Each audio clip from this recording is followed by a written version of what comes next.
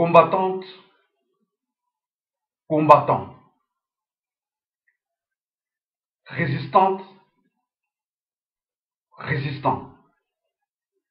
Militante, militant. Congolaises et Congolais, Banasombi, Mboka République démocratique du Congo. Oyo bozoma deva bino bomesana ko mona epe bomesana ko yokae mubundeli na bino moumbu na bino la canne de Moïse et Franck Sandokanda toujours musapi likolo po nzambe aza moko moko kaka mibale te Congo pesa moko la RDC les grands idéal eza moko peuple congolais aza pe kaka moko élite na biso eza mibale te bandeko bana Congo lite eza moko nga nalobaka toujours musapi likolo po soko tie musapi likolo ta likolo komona nzambe elokisa se omoni la République démocratique du Congo na potentialité na nyonso ya mabele ressources na nyonso mosaïque dialectique na nyonso superficie na nyonso bandeko nzambe apesa biso mboka kitoko mboka monene. Voilà pourquoi banguna balingaka toujours koya kopikola Congo po bakomisa bango bakomisa yango ya bango. Bandeko napesi bino losako boyamba losako na ngai bisika na bisika bozali bino bato boza na Afrika précisément na mabele oyo ya Congo monene bino bato bozali na Amerika sur toute l'étendue du continent américain, nord, na sud, na centre, partout. Bino baza na Asie, na étendue nyonso ya continent ya Asie. Pe bino bozali na Europa, et surtout bino bozali na Europa. Ngai Franck Sando la canne de Moïse na ye lisusu. Esika ya zali lelo na mboka bazulu. Na mboka bazulu esika na yaki ko rendre hommage na grand cas Nelson Mandela pour nazwa esprit na ye nazwi esprit na ye ngana voyagaka pamba te nayaki awa en Afrique du Sud kozwa esprit ya Nelson Mandela po Nelson Mandela azali na esprit ya lutte azali na esprit ya kosalela peuple azali na esprit ya kobundela mboka azali na esprit ya kosangisa pe azali na esprit ya kimia. Mais avant esprit ya kimia Nelson Mandela endimama abundaka bobosaki babengaka ye terroriste. Mais alors, Azaki terroriste était, Azaki les combattants, Azaki les résistants. Bandeko depuis lobby, mon collègue j'ai dit, Bino Moko Bolandi partout, que rendez-vous au Bisoto Pessani pendant le 21 décembre 2013 dans Paris, dans Zénith, pour être tout là qui sa flambeau ya moto ya Congo, ya résistance, face à imposture. Oyo kanambe asa kocha à travers ba musiciens oyo bana Congo oyo bakoma ba traître bon monaki ba message est circulé que concert ya JB Pianezali annulé. Faisons donc attention pour ngai pe na Facebook na ngana publier ki message wana pe na publier ki site message oyo ezali na site ezali petit le la site ya Zenith que concert wana ezali annulé. Mais, bandeko, et Kenge fait l'homme. Est-ce que ça est solo les annulé? Moi-même, na bengi na Zénith, bah c'est que ça annulé. Mais bandeko, soyons prêts à tout parce que résistant, combattant, à s'accaper à tout. Bisoto personne qui rendez-vous na Paris le 21 décembre 2013. Na le 21 décembre, Bisoto nyo sotozo kutana la Paris. En commençant par moi-même, je prends mon avion ce soir, lobby na 7h30, ngana ça j'en Paris. Yo ozali résistante, ozali résistant, moi na France nyonso, c'est-à-dire que Congolais oyo bundela mboko na mboka France. Ville na ville, oza na Toulouse, oza na Bordeaux, oza na Lille, oyo ekangama na Belgique, oza na Strasbourg, oza na Mulhouse, bandeko na ngai, na Lyon, partout. Nous devons nous retrouver demain, c'est-à-dire samedi, le 21 décembre 2013, précisément, dans Zénith. Bandeko nanga ba la Belgique. Bino, bandeko nanga ya Belgique. nalingi ko citer ba kombo wa te pour nga za ka mutu la citer ba kombo pamba te politique na biso teli ko sala végétarien te lit na biso teli ko sala sacrifice pour te libérer Congo bino nyonso rendez-vous na ndenge bo sala ki ba cotisation bo réserver ba bis nous devons nous retrouver na Zénith. Rendez-vous wale koza rendez-vous manqué te conseil ya jibem pena soki ezali manqué mais rendez-vous na biso ko kozala manqué te to kutala na Belgique naenda bandeko ya Bundes botala ngala zotala biso ko na misu puelele na fongole misu to kotala bino ban Allemagne et si kama solo résistance e bandaka parce que na 1997 na 96 ba Rwanda ba koti na 97 le laka ya liboso e beta maki ke ba Rwanda ba koti mboka Congo pe baso ko occuper Congo awa na Allemagne boyebi et le laka wana et si ka résistance e banda awa na Allemagne yango na pesa kabino confiance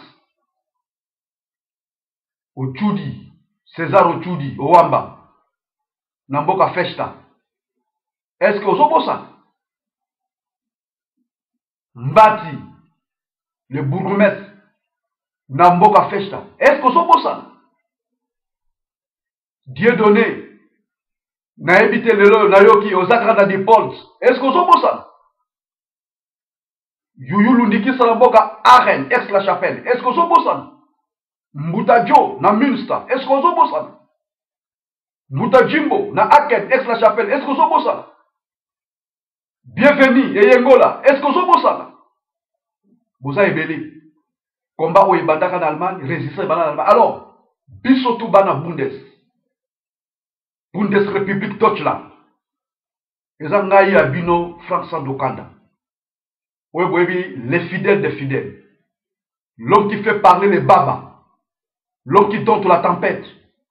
Bino de Batbopé Sara Congo, il y a la canne de Moïse, c'est-à-dire la canne libératrice, la canne miraculeuse.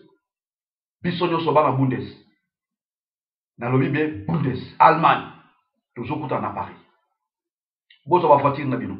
Bino bolobaki bokolobe ba biste, mais bozo ba biste, mais bozo ba voiture. Mais OEP va s'organiser na ba groupe associatif. N'a pas parti politique, n'a pas organisation, n'a pas combattant, n'a pas résistant. Bozo ba bis, bo utiliser ba moyen nyonso, ba train, ba avion, to kutana na Paris. Et si grande to kola kisake résistance et bandana Bundes. Muto azangate. Pour moi bo umbo na bino. Soki naza ko me retrouver les minutes na mboka ba Zulu, na Afrique du Sud. Eza bino boyebi. Bo c'est la France Sandokanda. To pekisaki yo. Na 2003 ok na San City ko participer na ba réunion wana mais le to pesi yo joa kad na yo kene na Afrique du Sud ozwa esprit ya Nelson Mandela oye la biso na zu yango et puis ko zo na zongi na esprit ya Nelson Mandela 2014 année de la victoire parce que victoire c'est destiné na kati ya molimo na ngai na lobi biso nyonso tozo sala na Paris na Zénith et sika nde to kokuta muto azanga te bandeko ya Suisse le colonel Mungwa na mboka Zurich Winterthur André Zui na mboka Fribourg boza ebele na kotanga ba Congo te na tanga ba wala bibale ko baza ba véritable résistant boyebi ke tango ngala tambolaka tango ngala lobaka ezaka la motu ya pesa na tina combattant et combattant sur mboka Suisse résistant et résistant sur mboka Suisse lobby samedi le 21 décembre 2013 Bisogno sur la Zurich. Na Zurich, mais na Paris, ça dit na Zénith. Et si quand est toko tombola, moto. Et si quand est toko papa. Parce que bachaka tembe na peuple te. Ba bundisa ka peuple te. Ba tumbola ka peuple te. Donc résistance ya Congo, ça résistance ya peuple tout entier. Et ba dekonaka ya Hollande. Et si quand moi na mboka Samba Olunga, Raphaël Biti Ozali, Désiré Wey. Boyebi masolo wana boyebi ndenge nini résistance e banda Désiré Wey le chancelier boyebi tango ngala débarquaki na mboka Apaldom esika bino bozali na cause ya diascopa masolo ni tobetaka pe masolo ni tobale ko véhiculer ya résistance alors levez-vous botelema mi ibula petite tête na propre na lingomba yozali oyebi tango zosala émission na yo na kati ya radio TV Kimpoanza et là que soit ka ba mama telibisa ba mama colère wana ya eloko eswaka bango baya ko manifester yango na mboka Paris le 21 décembre 2013 pour rendez-vous na biso ezali kuna baya sabino te ko concert wana ezali annulé ba GP ezali ko salema bango ba annulé concert na bango mais biso to ko annulé rencontre na biso te résistante et résistante résistante et résistant militante et militant combattantes et combattants congolaises et congolais soki Jimé Piana a annulé concert na ye biso bokutali na biso na mboka Paris na Zénith ezali annulé te moi na mboka Mobundi nyonso il faut tokutana nalati tenue militaire d'une manière symbolique pour na kolakisa que nous sommes en guerre ba distraire biso te bango ba annulé ya bango mais ya biso tokutana po soki tokutani soki pe réellement ba annulé tokosala fête wana soki babeki tokobunda wana toujours musapili kolo po bakolonga biso te bandeko bozala États-Unis Canada oyo bozala boreserva ba billet ya avion na bino po bozwa pepo boye kokitana Roissy Charles de Gaulle de telle manière que tozala Zénith bozwa ba avion na bino bango ba annulé oyo ya bango soki ya solo mais biso tokondima ngo te biso ba vol na biso tout réservé tozali kozwa ngo pe tozala kokitana Paris Charles de Gaulle tozala Zénith tozala Paris bokolo ya le 21 décembre 2013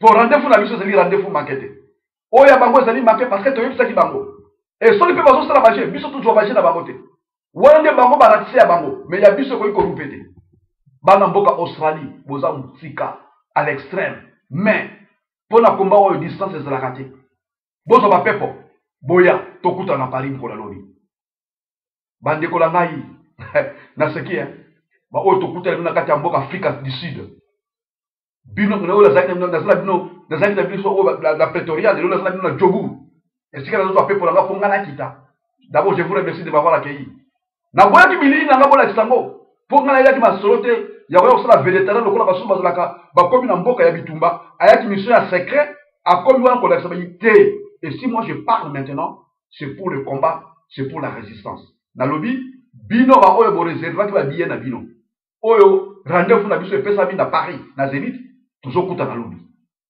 yango la bana mboka Congo bakosa bino te. Oh non, concert ezali annulé tokende te. Nous devons nous mettre debout. Il faut marcher tina Paris tina Zénith bamona biso comme ça bako juger Congo ezali nani mais nga lobi Congo ezali ya ba congolais eza ya yo congolais eza ya nga congolais eza ya biso ba congolais eza ya mopaya te yango wana concert wana si réellement bavandi kobetela ba congolais wana ndia kobetama mais lokola nzambe ayebisi ba congolais bana diaspora la résistance plus de concert mibeko ezali mibeko mitindo ezali mitindo epesama il faut etosama namoni te moto akobuka yango namoni te moto akobuka yango et nazopesa message oyo na ba compatriotes na ngai ba patriotes ya rassemblement de patriotes pour la libération du Congo RPLC parti oyo nga nazali bino nyonso tokutana ndenge toyokalaki na ba réunion na biso na ba cellule ya chaque ville ya chaque pays oyo esika RPLC ezali ba oyo bazwaki déjà ba programme mpe ba réservaki mpona kokutana Paris. Retrouvons-nous à Paris le 21 samedi le 21 décembre 2013 mutukuti na ve mutu akima te soki Jimé Piana akokima moto mais biso nde toza wana mpo tozali bamoto tokopapa il faut kopapa tozala ntango ya kolelalela te tozala ntango nde ya kopapa biso nyonso na Paris mpo topapa baoyo mpe bazali na front nouveau des patriotes oyo ezali structure ya groupe de réflexion oyo esoutenaka nga en tant que combattant, en tant que résistant. Bino oyo, bo créé yango, merci. Na tête na yango. Pichu kanko. Na bandeko nyonso. To nous retrouver na Paris. Biso nyonso. Toza na Paris. Na fongoli miso toza na Paris. Pour ba sentir biso. Ba comprendre la colère du peuple qui est plus puissante que la bombe atomique. Plus puissante que toute bombe. Parce que Congo est à biso. Rendez-vous na biso ezali manqué te. Ya bango ko za manqué mais ya biso te. Tozokuta. Gouvernement en exil. Tous les ministres, tous les conseillers des ministres, bino nyonso, le cabinet du Premier ministre. Je vous parle ici en tant qu'un résistant, un grand résistant. Oyo bino boyebi. Na ba conseil, il y a ministre, il y a Premier ministre à Salaki. De la biso ya mwasi Frida Malandila, duele, mot d'ordre pesamaki, biso nyonso tokutana na Paris mokolo ya le 21 décembre 2013, samedi, lobby. Mouto Zangati. Parce que le gouvernement du peuple, le gouvernement congolais en exil, il y a moins il faut ça exemple. Biso tout, bas ministre, bas conseiller, tout le monde, nous devons nous retrouver demain na Paris, na Zénith. Pour essayer de faire ça qui rendez-vous, peut-être ça cette fois-ci conseil ministériel, populairement, na peuple congolais où il y a petit rendez-vous, pour y avoir le monde entier que Congo et ça y a ba congolais. Alors, bandekolanga ya pareko, na loba kutu kuna mingite, parce que na yebi avec les grands prêtres, oyo bino moko boyebi, Charles de Gaulle congolais, hein? Vieux nanga Congo libata, le vieux Ngwanda, le vieux Terminator, parce que vieux, babalo kwa kize Terminator na tanga Mobutu, mais c'est quoi, azali le véritable Terminator contre les Rwandais, azali Terminator contre les Rwandais, asi apesa kimitindo, boyebi, na salué bino, patriotiquement, bana pareko nyonso, oyo bozomona, c'est Franck Sandoka la calme de Moïse, l'homme qui dompte la tempête, biso nyonso tokutana, na Zénith, mutu kutina ve, mutu azangati, bakosa bino te ko conseil des ATT, so que zate tali bango, mais pour les personnes qui conseil ou ba programme qui a comme biso pe rendez-vous na biso zali programmé. To nous retrouver à Paris. Bande konanga ya IDPS, ba mouvement nyonso oyo ya ba combattant, bana Congo na Bruxelles et tout le monde na salué bino. Penalobi, merci de m'avoir écouté et entendu. Notre rendez-vous est pris pour demain 21 décembre 2013 au Zénith de Paris. Pour démontrer en face du monde que le Congo appartient à nous, nous les Congolais, et les vrais Congolais. Penaza pour saluer Naba Oyo sur pour démasquer, infiltrer. Boyebi, na combat, on va infiltrer, va côté la mission ébélé. Tout ça pour Kangabango, moko. Toko tika infiltrer, mon côté, atika la groupe na biso, otozo bundela Congo, poto libérer Congo. Bana Canada, Boutanganga, le secrétaire général de RPLC. Oyebi rendez-vous et Pesami, na Mboka Paris, na Pesio Losako. Que Dieu, oyo apesa biso Congo, abatela moko na biko, kati na bino nyonso, moko na moko, kati na bana Congo, moko na moko, kati ya ba combattants et combattants, moko na moko, kati ya ba résistants et résistants, moko na bino nyonso, po ete mokolo lobi le 21 décembre 2013, c'est-à-dire lobi samedi tokuta na Zénith. Et si toujours toya koyemba, alléluia ya biso ba Congolais, c'est-à-dire la victoire qui nous appartient. Ingeta. C'était là la canne de Moïse et Franck Sandokanda, l'homme qui donne la tempête. Toujours Moussa Pilikolo. Moutoyo a côté ça, journaliste na Zénith. Moutoyo a balola ba journaliste Oyo Bazalaki. Kobeta, Masola musique, ba koma ba résistant. Ngaye. Wangana na dimayo. Wangana peuple na dimayo. Di Kambute. Ata wangani. Toko tomba toujours Moussa Pilikolo. Ponza mbaza moko kaka. Botika la mala.